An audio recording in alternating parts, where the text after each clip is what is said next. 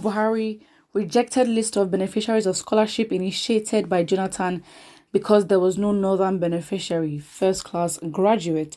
A first-class graduate of the University of Nigeria, Nsukka, and current doctoral student of the University of Toronto, Chidozie Ojobo, has alleged that President Buhari shortchanged merit for federal character upon his election. Ojobo said he, alongside several other first-class graduates of institutions across Nigeria, had been shortlisted to take the Presidential Special Scholarship designed by former President Goodluck Jonathan exclusively for first-class Nigerian students or graduates who wanted to further their studies in any universities across the world. According to him, he had taken the examination with 16 of his colleagues who were also graduate assistants at the UNN, and being a computer-based test, each of them got to know their scores immediately. He said in February 2015, a list of 101 successful candidates shortlisted for the scholarship program was published in the national dailies. Ojobo said he had already applied to Princeton University, Imperial College London, and University of Toronto, and had high hopes of clinching the $250,000, which is about 50 million naira at the time, at the exchange rate of $1 to 200 naira worth of scholarship. He said there was, however, a twist in fate when Jonathan lost the presidential election to Buhari. Ojobo said shortly after Buhari was sworn in, he recalled the list and complained that there was no single northerner in it. This, oh my days, it just shows the logic. How does it matter? Again, you're Nigerians, first of all, so it doesn't matter. Second of all, let's even start with the fact is, it is if you're a first-class graduate, that's all you need. It doesn't matter where you're from. You don't get. It shows how corrupt that they are. So if he was a head of university, then he'd appoint northerners with first class just because, let's say, southerners are getting more first class. What does that mean? He alleged that Buhari kicked against the list because he considered it an agenda of the South, which made him and others to lose such a huge opportunity. And it was worth about $250 per person. And it included, living expenses.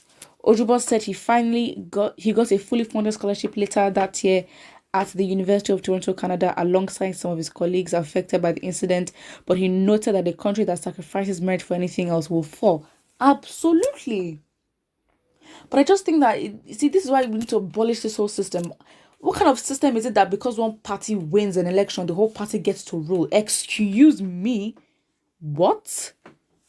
He said in 2014, I and 7 other Nigerian university graduates had been shortlisted to take the Presidential Special Scholarship designed exclusively for first-class Nigerian graduates who wanted to pursue both Masters and PhD in any top 25 universities in the world. That is absolutely amazing. And President Goodluck Jonathan had set the scheme up, and the idea was to build a strong team of brilliant Nigerians who will come back to serve the country years later. And I think that is a very good skill to have. I also feel like in the same way he's investing in the labor force, the future labor force of Nigeria, he should do the same with universities and also the whole education system in the country as well. But that was past. I mean, what if he had all these plans and then because a new government now comes in, they just truncate all of that and then just start to do whatever they want? No. What you've started, you've got to finish it. The government is the government. Whoever gets in there, whatever you meet there, you continue and add yours to make impact. Period. There were little above 1,000 of us who took the examination at CHAMS in Abuja. At the time, I was already lecturing in UNN, so most of my friends enrolled, 16 of us in total. It was a computer-based test.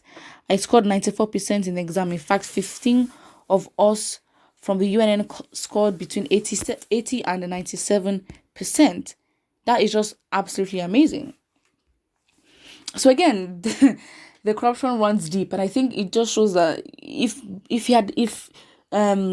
what's his name now? If Goodluck had planned this, and then because he lost the election, then Buhari comes and truncates everything. Yeah, that man is absolutely not sound.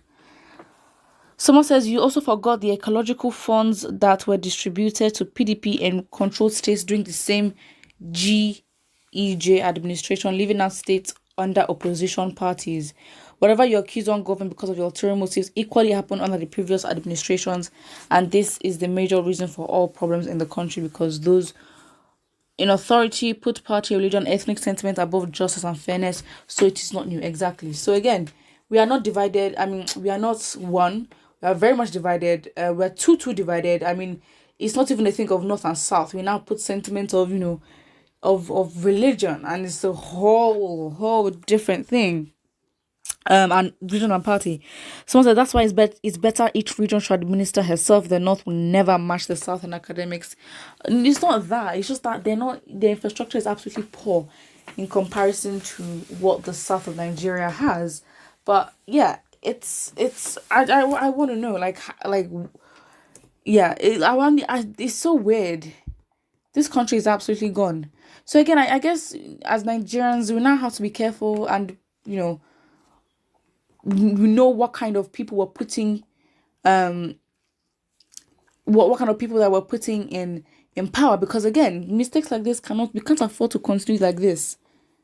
It's like, so, because see, again, I understand that there's no point in a country competing against each other in the country for the benefit of themselves only. If it's not for the benefit of the whole nation, there's no point.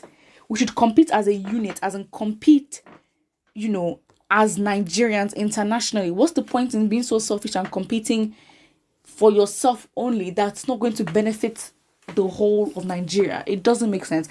And you never really know how much you're competing together rather than competing, alone, when policies are not even put in place to sort of make that invisible. So you just know you're doing your best to live in your country. You see the worth of your money. You see what you're working for, and things are working for you. So you don't even question all these things in the first place. The people in government do their jobs by making sure and putting in policies, to make the infrastructure better, to make the economy grow, and of course increase the standard of living. Allow for sustainable economic development.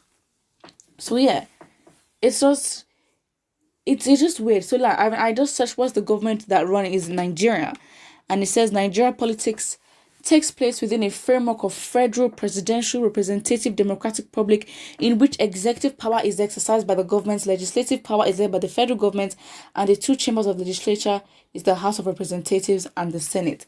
I don't even know. Maybe it's just all too complicated. Why is it a mix of so many things? I don't. Where did this come from? Did the people agree that this is how they want to be led? It's so strange. Put what I think in the comment section below, and don't forget to like and subscribe.